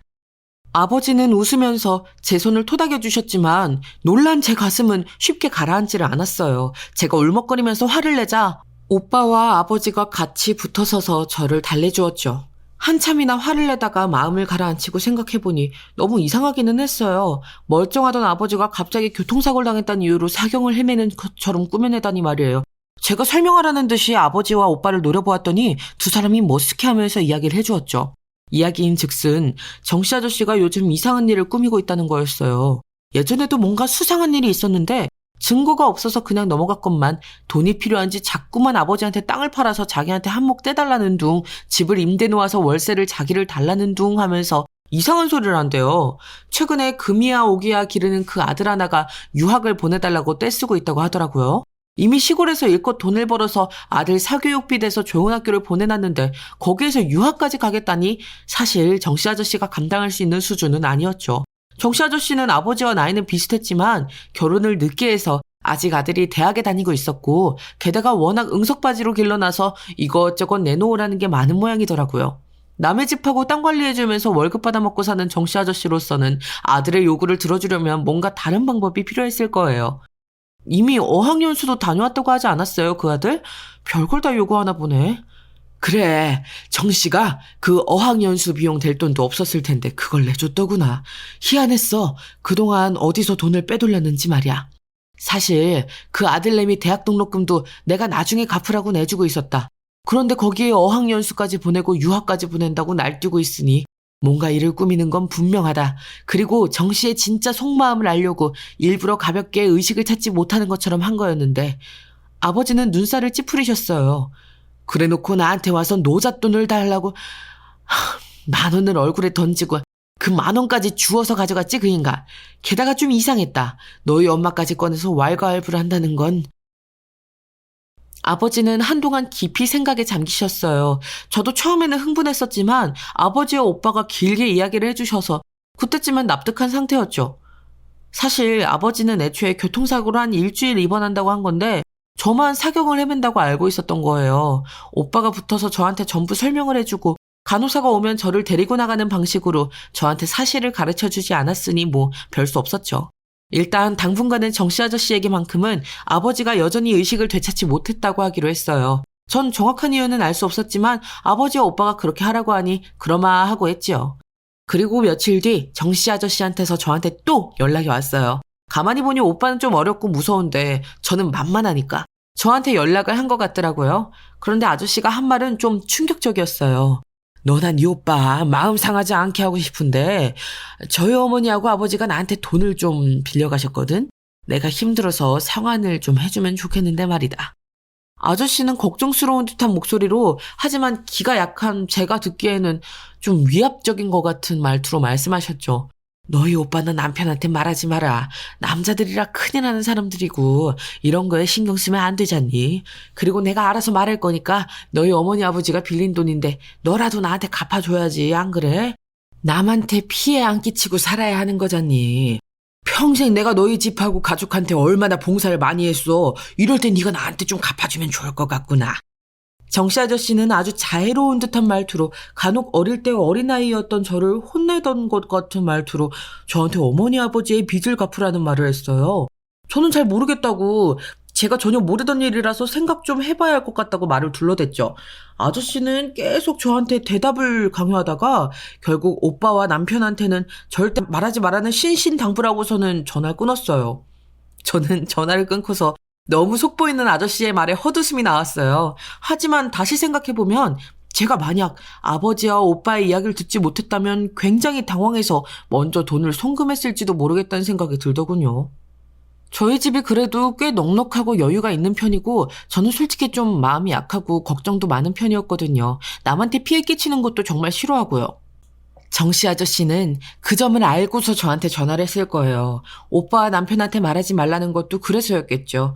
너희 어머니와 아버지가 진 빚이니 네가 알아서 해라. 바깥일 하는 사람들 귀찮게 하지 말고 네 주머니 돈 꺼내서 내놔라 이거였을 거예요. 제가 저희 엄마랑 성격이 굉장히 비슷했고 정씨 아저씨는 저희 가족을 잘 알고 있었으니 이런 짓을 하려는 거였겠죠. 반면 저희 오빠는 무뚝뚝하면서 약간 따지고 드는 성격이었거든요. 아버지야 인정 많고 자비로운 면도 있었지만 말이에요. 정씨 아저씨 입장에서는 오빠가 끼어드는 게 싫었겠죠. 저희 남편도 사업하는 사람이니 돈에 민감해서 귀찮았을 거고요. 그런데 전화를 끊고 나서 정씨 아저씨한테 사진 하나가 전송이 되었더라고요. 차용증이라고 되어 있는데 무려 돈 1억을 빌렸다는 내용이었어요. 정씨 아저씨의 사인과 엄마의 사인이 둘 다 들어있었는데 아무리 봐도 엄마 필적이었던 거예요. 저는 너무 놀라서 한참이나 사진을 들여다봤지만 좀 어둡고 작게 찍혀 있어서 뭐가 이상한지는 알 수가 없었죠. 그런데 저는 그날 정씨 아저씨가 아버지 병실에 다녀간 이후로 항상 통화 녹음을 켜놨었거든요. 그 말은 오늘 정씨 아저씨가 했던 말이 전부 다 녹음되었다는 뜻이었죠. 저는 아예 핸드폰을 들고서 아버지 병실로 찾아갔어요. 일단 교통사고 후이기 때문에 1, 2주는 입원해 계실 예정인 아버지는 제 이야기를 듣고서 오빠까지 호출해서 부르셨죠. 한참 일이 바쁠 텐데도 시간을 내서 내려온 오빠는 제가 통화 녹음을 켜서 들려주자 어이가 없는지 한참이나 말이 없었어요. 아버지, 정씨 아저씨 이야기 아예 사실 무근이죠. 그런데 아저씨가 이런 사진도 보내셨어요.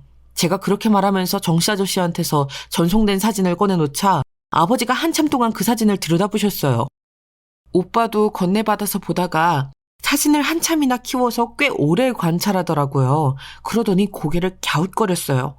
엄마 필체는 맞는 것 같은데 지금 이 위쪽에 채무자 채권자 글씨 쪽이 합성한 흔적이 있네요. 뭐 정말? 저는 엄마 필체 쪽만 살피느라고 아예 그쪽은 살펴보지도 못했거든요. 아버지도 다시 한번 보시고 제가 다시 살펴보니 정말로 채권자 채무자 쪽 글씨 주변 종이 색깔이 이상하더라고요. 오빠는 흘끗 다시 한번 보고서는 눈을 찌푸렸어요. 아버지, 이거 분명히 아저씨가 엄마한테 받은 문서를 합성해서 보낸 것 같아요. 어렴풋이 짐작은 하고 있었다만 아버지는 순간 얼굴이 지독하게 어두워지셨어요. 대체 무슨 일인지 또 나만 모른다는 생각에 답답해서 이번엔 오빠한테 다가가 나한테도 말해달라 그랬죠. 그랬더니 정말 충격적인 이야기를 들었어요. 엄마에 관한 이야기였는데요. 엄마가 돌아가시기 전 고향집에 내려가서 자주 쉬시고는 하셨어요. 그러면서 당시 정씨 아저씨와 같이 살던 아들하고도 많이 친해졌고 정씨 아저씨하고도 친분도 깊어지셨는데요. 당시 아들이 이것저것 하고 싶은 것도 많고 애를 도시에 보내서 공부시키고 싶었던 정씨 아저씨가 아마 돈이 필요했을 거라고 하더라고요. 그 당시에 아버지한테도 은근슬쩍 돈을 더 빌려줄 수 있느냐, 월급을 올려줄 수 있느냐 말이 많았다고 그래요. 심지어 진짜 완전히 무너지기 일보 직전이었던 시긴 지났지만 여전히 저희 집이 많이 힘들었던 시기였는데도 말이에요. 물론 정씨 아저씨 자신도 저희 사정을 다 알고 있었죠. 그런데 아버지 말씀에 의하면 아무래도 엄마가 그 당시 정씨 아저씨의 한탄을 들어주다 못해서 돈을 빌려주셨던 것 같다고 하시더라고요. 엄마는 마음이 약하고 아이들을 예뻐하는데 하도 애가 하고 싶은 게 있는데 돈이 모자라서 못한다고, 집을 구해야 하는데 구할 수가 없다고 정씨 아저씨가 계속 호소를 하니까 견디지 못하셨던 것 같아요.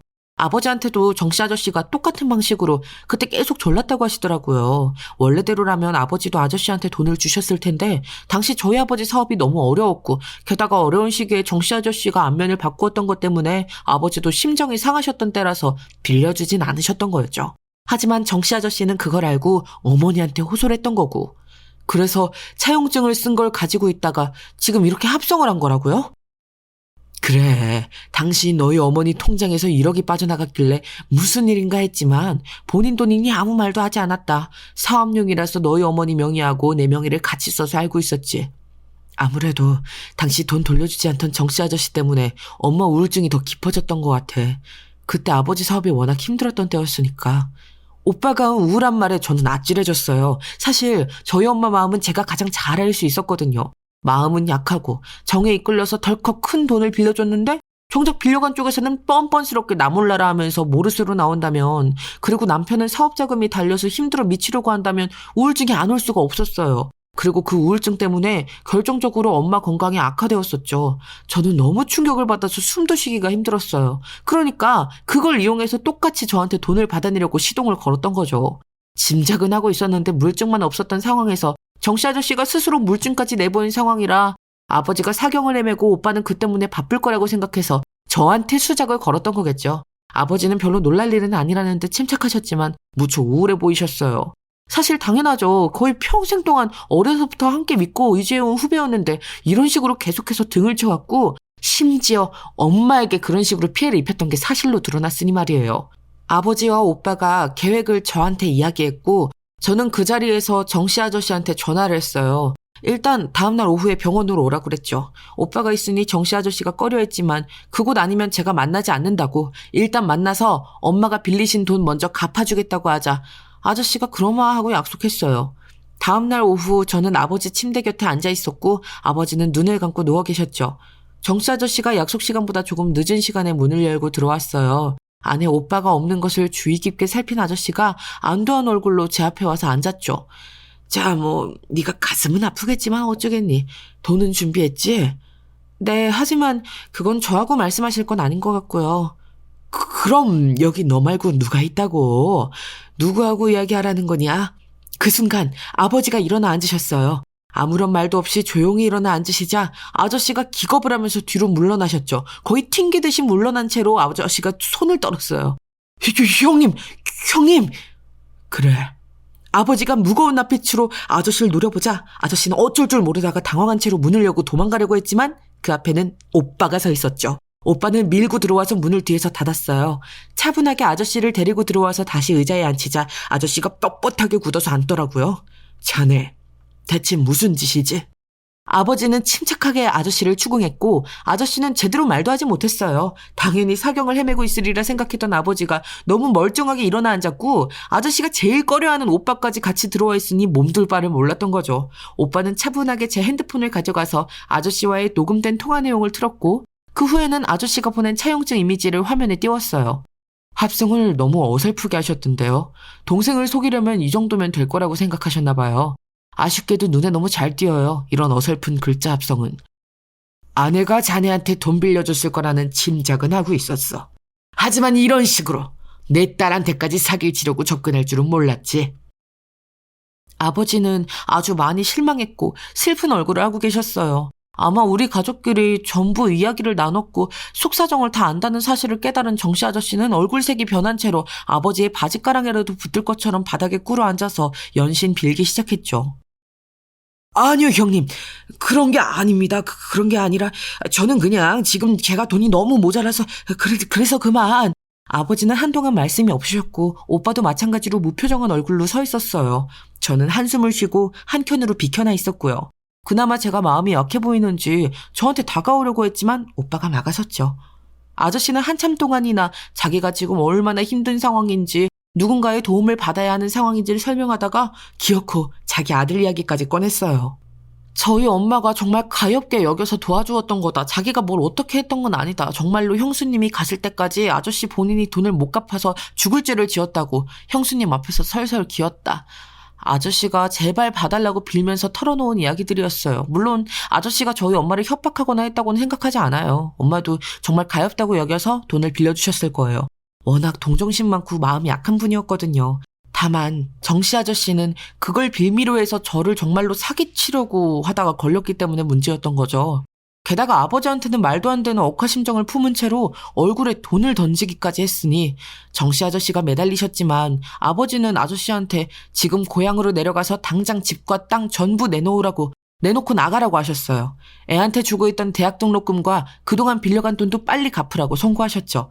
사실 그 돈을 주고 있으면서도 아버지는 꼬박꼬박 차용증을 받아놓으셨기 때문에 아버지의 말에 정씨 아저씨는 사색이 될 수밖에 없었어요. 여태까지는 아버지가 빌린 돈 갚으라고 해도 그냥 말로 하는 이야기 정도였지 정말로 정색하고 당장 나가라고 하는 일은 없었거든요. 정씨 아저씨가 결국 형님 그렇게 인색한 분이셨나 하고 인정이 너무 없으시다면서 발악하듯이 말하니까 아버지가 매섭게 아저씨를 노려보셨어요. 자네가 그래도 내 오랜 후배이자 지인이니까 가만히 두는 거야. 마음 같아선 자네 때문에 우울증도 져서 힘들게 살았던 내 아내 때문에라도 그냥 사기죄로 고소하고 싶어. 지금까지 안 갚은 돈하고 차용증이며 내 딸한테 했던 통화, 차용증 합성까지 전부 다 경찰에 신고하고 싶다고. 내가 그렇게 안 하는 건 자네가 오랜 후배였고 또 아직 아들이 사회에 나가기 전이기 때문이야. 알겠어? 아버지의 날카로운 말에 결국 아저씨는 울면서 일어나 병실 밖으로 나갈 수밖에 없었어요. 아저씨가 나간 후 오빠가 마땅치 않다는 듯한 말투로 말했죠. 아버지, 정말 신고 안 하시게요? 아버지는 고개를 저으셨어요. 이미 많이 힘드신 듯한 얼굴이셨죠. 저는 아버지의 마음을 이해할 수 있어서 아버지 곁에 가서 손을 꽉 잡아드렸어요. 엄마가 우울증으로 힘들어하시면서 병이 악화되었던 건 분명 한이 될 일이지만 그렇다고 해서 정씨 아저씨가 아직 아들도 졸업하지 못한 상태에서 경찰에 잡혀 들어가면 큰일이잖아요. 결국 돈을 빌려주셨던 것도 엄마가 정씨 아저씨 잘 되라고 빌려주셨던 거고요. 저한테까지 사기를 치려던 건 괘씸하지만 뭐 어쩌겠어요. 세상사, 사이다로만 이루어지는 것은 아닌데요. 이미 정씨 아저씨한테서 일자리와 집, 누리던 모든 것들을 다 내려놓고 나가라고 한 상황이니 그것만으로도 충분했어요. 그 이후로 정씨 아저씨는 아버지의 서슬퍼런 명을 여기지 못한 채로 정말로 짐을 모두 싸서 나갔어요. 안 나가면 아예 포크레인이라도 불러서 집을 갈아 엎어버릴 거라고 화를 내시던 아버지는 정씨 아저씨가 이사를 나가셨다고 하니 씁쓸한 표정이 되셨죠. 아마 그 집 아들은 등록금이 모자라서 다음 학기 휴학을 해야 했을 거예요. 하지만 어쨌든 언제든 우리 가족 뒤통수를 칠 수 있었던 사람을 내보낸 거라 우리 모두가 다행이라고 여겼어요. 경찰에 신고를 하지 않은 것만 해도, 고소를 하지 않은 것만 해도 우리로서는 너그럽게 행동한 거라고 생각이 되었으니까요. 제가 겪었던 씁쓸한 이야기는 여기까지입니다. 여러분도 오랜 사이라고 너무 곁에 사람을 믿지 않으셨으면 좋겠어요.